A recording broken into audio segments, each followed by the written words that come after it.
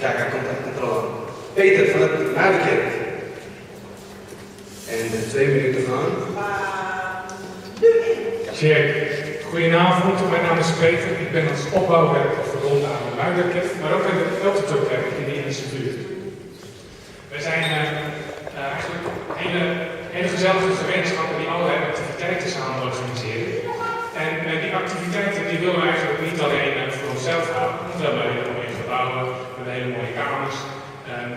En daar willen we iedereen van harte bij uitnodigen. Zo organiseren we al enige jaren vanuit de Muiden en vanuit de Eltertokkerk de buurtmaaltijden, een rommelmarkt, gespreksmiddagen, koffie-inloopochtenden. In de Eltertokkerk is sinds kort ook een spreekuur gestart. In de Muiden hebben we nog een ander cadeautje. Dat is het Wensplein voor de Vrede. Daar kom ik zo heel even op terug. Ik sta hier vandaag in het bijzonder om één plan op te pitchen. En dat is namelijk de gesprekstafels wijzend grijs.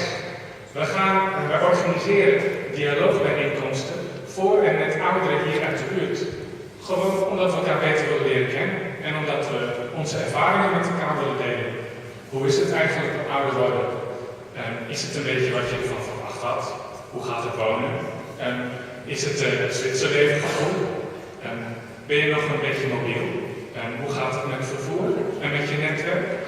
En zijn er nog leuke activiteiten te organiseren? Begin deze maand hebben we voor het eerst daarmee geëxperimenteerd. En wat zagen we?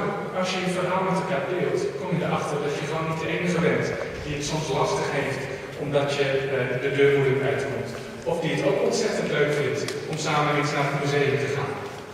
Dus schuif gerust eens aan bij de dialoogtafelgesprekken en denk je met je organisatie, ik wil hierin meedoen, ik wil graag meedenken.